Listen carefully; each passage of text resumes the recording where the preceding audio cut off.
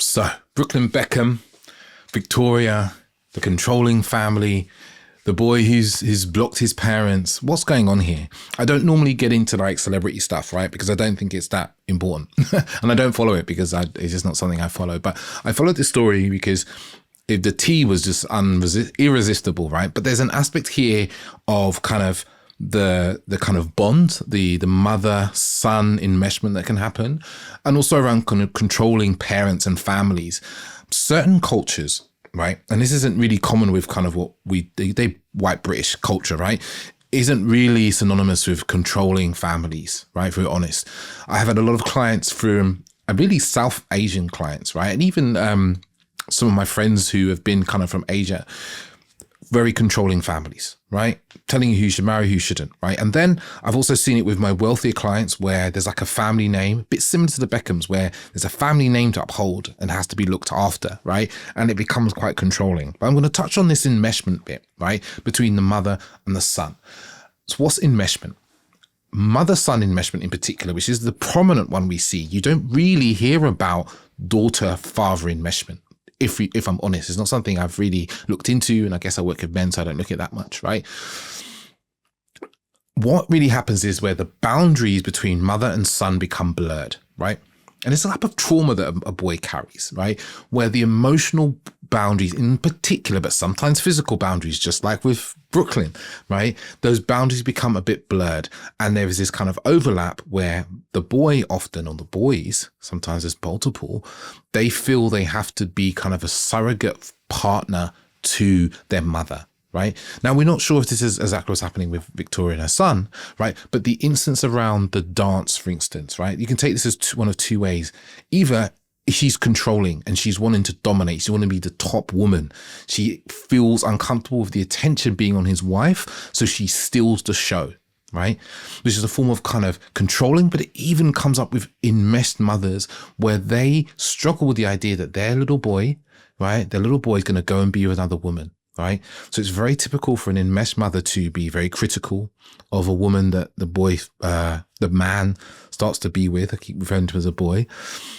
Is critical of her, does things to try and split them up, shows him that she's not good enough for you. You can do better, even though often with the enmeshed mother, no woman is good enough, right? Because she's unconsciously trying to keep the boy at her bosom, right? By her side as a kind of surrogate father. And here's the thing, can be a really difficult dynamic to break free of.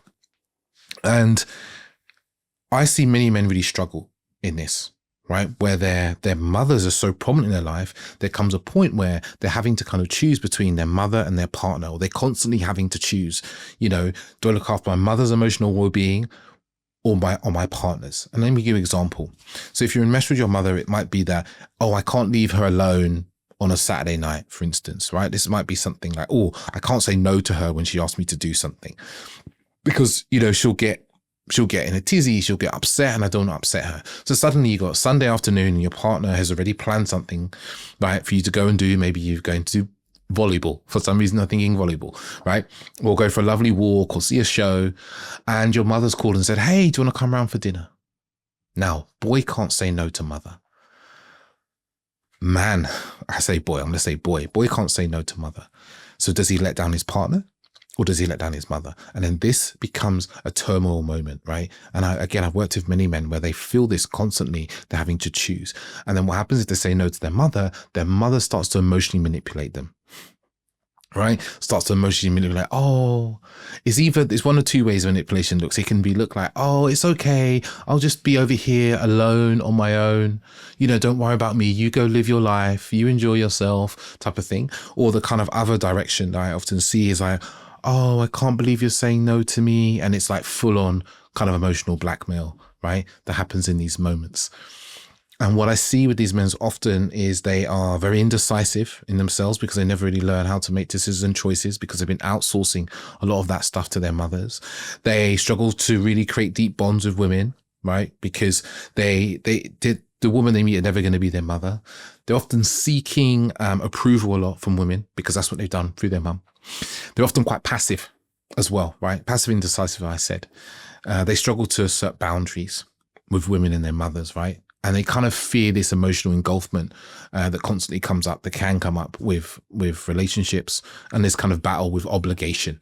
Like, oh, I'm obliged. I have to do this. I can't say no because I have to do this because that's what I'm, meant to do. And this creates all sorts of turmoil in relationship. And again, we don't know if this is what's happening with Brooklyn and his mother and his family. I think there's definitely some of that, right? The dance piece, the closeness, that's a physical boundary that's crossed, right? I saw an interview with the DJ, what's his name? Fat Tony, I think it's DJ Fat Tony. And he was saying, Brooklyn was being told to hold his mother's hips. Now, that isn't normal. That isn't what most people do, right?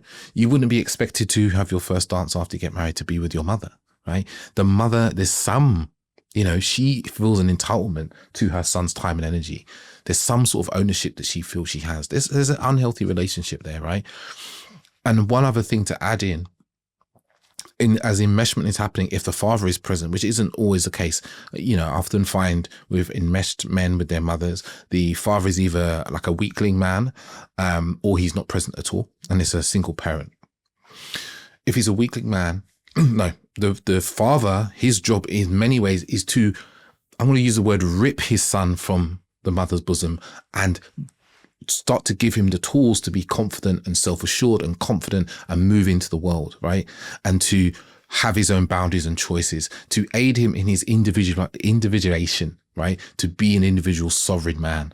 Part of the father's job is to show him that by being that person. And then usually we see this in ancient cultures, or, African cultures still do it in so many of the South American kind of jungle cultures. They have this kind of, as we talk about a lot now, is like rites of passage, right? Where the boy is taken from the women and the men throw him in the jungle on his own for a week. I think there's a tribe somewhere, I remember reading this, I can't remember where it was, where they take the boys and they put them out into the jungle for a week, or I think it's a week or 2 weeks on their own, and they have to fend for themselves and catch water and make and kill food, and they come back, if they come back, and then they can be with the men, right? Because you see that's a very much creating independence, problem solving, all these sorts of things, making decisions. And when you're at your mother's bosom, you always look to your mother to help you, and your mother will keep you close. So what we're seeing in this is a family dynamic, and obviously the tea and the gossip is great in the way that he, talked about his anxiety and did everything online, is really synonymous with what we see when we see controlling families or enmeshed mothers. And sometimes we see both. I've experienced quite a few men where there's both. They have a controlling family. There's a hierarchy of family of control where the man's parents have never said no to their parents, right? But the mother is also enmeshed with the son. And she turns him into a little prince. And often I found with those boys is they are kind of little princes, they're little mummy's boys, and they can't do anything for themselves. They can't cook, they can't look after themselves. They don't necessarily make great partners initially because they have a lot of growing up to do. They're often immature. And I think what comes through in Brooklyn's statement around the anxiety really tallies with the enmeshment. Again, I see this in enmeshed boys, is they're often very anxious because they don't know how to make decisions alone. They're worried about the future because everything keeps getting decided for them or taken care of. They are adverse to risk because they didn't get those skills in kind of embedded in their life from an early point. So I think it's really interesting that this has come out in our culture now. And then also the controlling family piece also comes with the anxiety of disappointing somebody and upsetting somebody. And because the kids, they never learn that it's okay to say no, because often there's a manipulation that happens. If they say no to their parents when they got controlling families, it's like, no, I don't want to go to this wedding, for example, or someone else's wedding, right? That's actually a bad example. I don't want to go to this party. And then the parents will then emotionally manipulate them, try and emotionally manipulate them. Oh my God, you're going to make us look bad. Other people are going to think certain things. And then they may offer punishment, but actually start to take them, maybe distance them with the family. Like, oh, you're not going to be so welcome in this house if you do things like that. Or sometimes it comes down to money and business as well, starts to be offered as removal. Like, you're not my son, if you're going to do things like this, then, you're not welcome in our business, and don't come into work tomorrow if you work in the family business. I've seen all of this stuff happen, right? Kids being told they're going to be, inheritance is going to be removed if they marry the wrong person who's not in line with their parents. So the key here is that we have to, as men, you have to become an individual. You have to become a sovereign being. Every boy man, adolescent, teenager, whatever word you want to use, because it can happen at any of these points or multiple places on this point, must rebel from his parents' rule. There must come a point where you go, you don't have to do it in this way, but you stick two fingers up at your parents and go, I'm not going to live the way you want. You have to do that in some capacity, right? I'll use myself an example. There was a point when I probably was about 15 and I was breaking a lot of my mum's rules and she was very angry about it. And I chose to live in certain ways. I remember once I was working at this point, so it gave me a bit more freedom.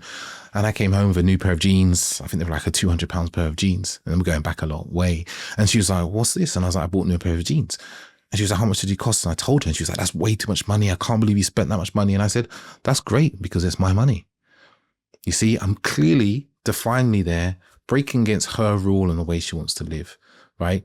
And the way she's choosing to be. And then I even went to university, and I think that was another break against her kind of rule. And then later on, when I moved out, when I was 23, 24 years old, and there's many things in between, but you have to break away from your parents' rule in the way that even their values and they want to live, even if it's you break away and you come back to seeing that their way of living makes a lot of sense, but you have to do the independent piece of breaking away to start to make your own way in the world. Else you will forever be living under their rule, right? Until you do this rebellion. And the rebellion doesn't have to be aggressive. In some families, people will push you to do so. It can be very gentle. But sometimes when you have parents who are trying to hold you into or domineering parents, enmeshed mothers, it will feel really aggressive because you have to individuate. You have to become an individual to make your own choice and decisions and make your own mistakes. Importantly, make mistakes and take your own risks so that you know what your capacity is for those things and you know how to solve those problems. Else you will always defer back to your parents' way of living. And what, again, I've seen men come to me in their 30s and 40s, that happens is you get to 30, 40 years old, and you've been living on your parents' rule and you're living a life you do not enjoy. I've worked with doctors who've come to me mid-30s, late 30s and said, David, I never wanted to be a doctor. I've had lawyers. I never wanted to be a lawyer. I never wanted to work in my family business. My parents just wanted me to, so I went along with it. And they are miserable. Sometimes it's even, they marry people they didn't want to marry just to make their parents happy, and they're miserable. And they have to break away at that age still. And it's even painful then because the parents have got so used to having you under their thumb that they are resistant to it. So kudos to Brooklyn for breaking away, right? His break is harsh. I can imagine it wouldn't surprise me in a few years' time that they do some repair and they come back into a relationship where he gets to choose how that relationship is. Because that's one of the key aspects, right, to adulthood is we choose some of the parameters of how we relate to our parents instead of it just being a de facto or them choosing all the parameters and we just have to go along with it, because that's what he'll probably do. He'll break away. He's cut contact, blocked everybody, right? And at some point there'll be a repair, right? It might happen behind the scenes, but there'll be some level of repair. A baby being born is a way, it's a really way that repair often happens in families. Like I said, I've seen families where the parents have refused to talk to the child because of who they wanted to marry. And then when they've had a child, there's been a repair that happens. But what happens in that repair is they come back on a different footing because the child is like, this is how it's going to be. And the parents have to decide whether they're going to agree with that. And they usually do, or they come to some agreement. There's some negotiation. But the child, the boy, now man, has some choice in how that relationship's going to be. And it's very important to do that sort of work and growing up. Fantastic. So if you're interested, you love my opinions, you enjoy this more, there's so much more of me you can listen to. Got loads more episodes, loads more videos. You can check those out. If you're on Spotify, you can listen. If you're on YouTube, you can watch. Share this with someone. Maybe there's a friend, a good friend you gossip with, or maybe there's a man in your life, who is enmeshed. Like below, share any comments as well. Really keen for any comments. And just to let you know, I've got a couple of programs coming up. I've got a community I run for men to bring like-minded, growth-minded, like smart and intelligent men together to grow together in their ability to be self-led and leaders in their lives and in the world and have great relationships. And I have a program called Relate, which is starting in March, which is really all about learning the skills of relating, communicating, emotions, getting rid of your past pain, sexual polarity, self-leadership, relationship leadership, all those bits and pieces that are so vital to a modern relationship, you know, sharing the labor relationship, how to do that. So I'm going to be teaching you the skills of doing that. So if you're interested in that, again, there's a wait list down below. Else, I'll say ciao, ciao.